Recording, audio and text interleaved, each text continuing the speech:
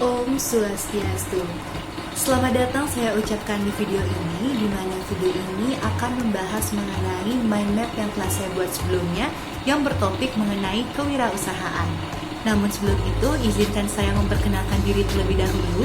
Perkenalkan, nama saya Nimade Ayu Harilaksmi Dewi Dasi, NIM 2313031010. Oke, sebelum kita masuk ke materi, kita akan membahas sedikit nih mengenai wirausaha itu sendiri.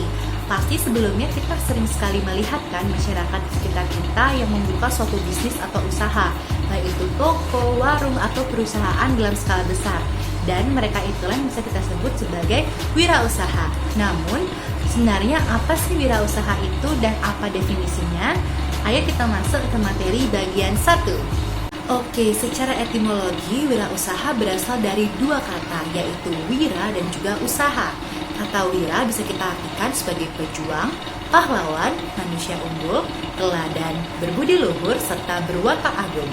Selanjutnya kata usaha bisa kita artikan sebagai berbuat amal atau berbuat sesuatu. Sehingga wirausaha dapat kita artikan sebagai orang yang mengelola, mengorganisasikan, dan berani menanggung segala resiko untuk menciptakan peluang usaha dan usaha baru. Dan itulah definisi dari wirausaha.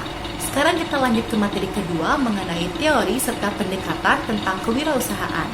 Terdapat 4 teori mengenai kewirausahaan, yaitu teori ekonomi, teori psikologi, teori perilaku, dan teori sosiologis.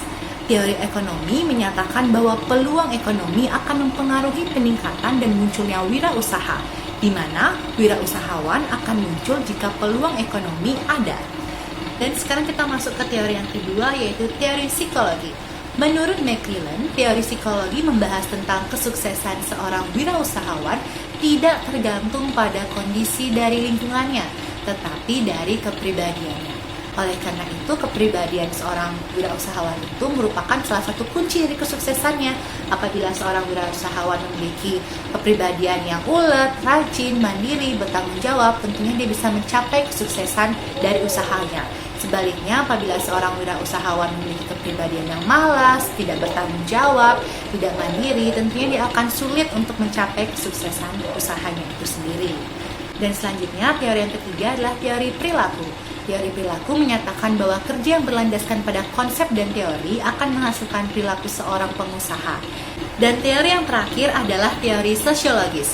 Teori ini menjelaskan tentang kewirausahaan muncul diakibatkan oleh faktor sosial budaya suatu kelompok-kelompok masyarakat. Selanjutnya terdapat pendekatan-pendekatan mengenai kewirausahaan, yaitu ada 2 pendekatan, ada pendekatan makro dan juga ada pendekatan mikro. Pendekatan makro menggambarkan mengenai faktor eksternal yang menunjukkan keberhasilan maupun kegagalan seorang pengusaha. Jadi contoh dari pendekatan makro ini seperti kondisi lingkungan sosial ataupun kondisi manajemen finansial dari suatu usaha. Sedangkan pendekatan mikro itu lebih mengarah pada sesuatu dari dalam keluar, di mana wirausaha memiliki kontrol terhadap pengaruh pendekatan ini. Contoh dari pendekatan mikro seperti pemikiran tentang kesuksesan ataupun pemikiran tentang meningkatkan harga diri dari seorang pengusaha. Dan sekarang kita masuk ke materi ketiga, yaitu mengenai kelemahan dan keunggulan menjadi entrepreneur. Oke, keunggulan menjadi entrepreneur yang pertama itu adalah kita dapat membuka lapangan kerja baru.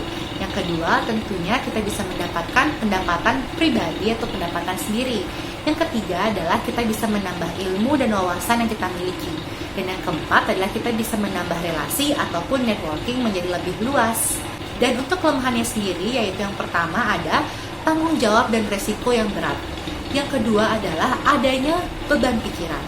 Yang ketiga adalah pendapatan yang tidak pasti.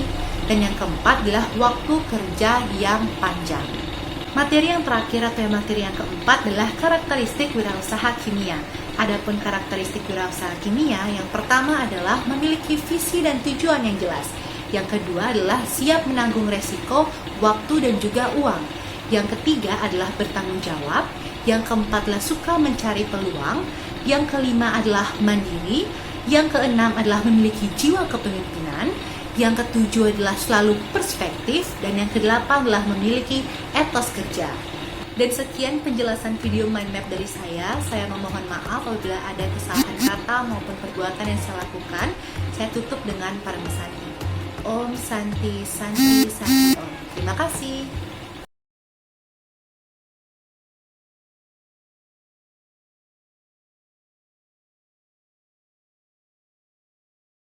Dan sekian penjelasan video mind map dari saya. Saya memohon maaf apabila ada kesalahan kata maupun perbuatan yang saya lakukan. Saya tutup dengan Parama Santi. Om Santi Santi Santi Om. Terima kasih.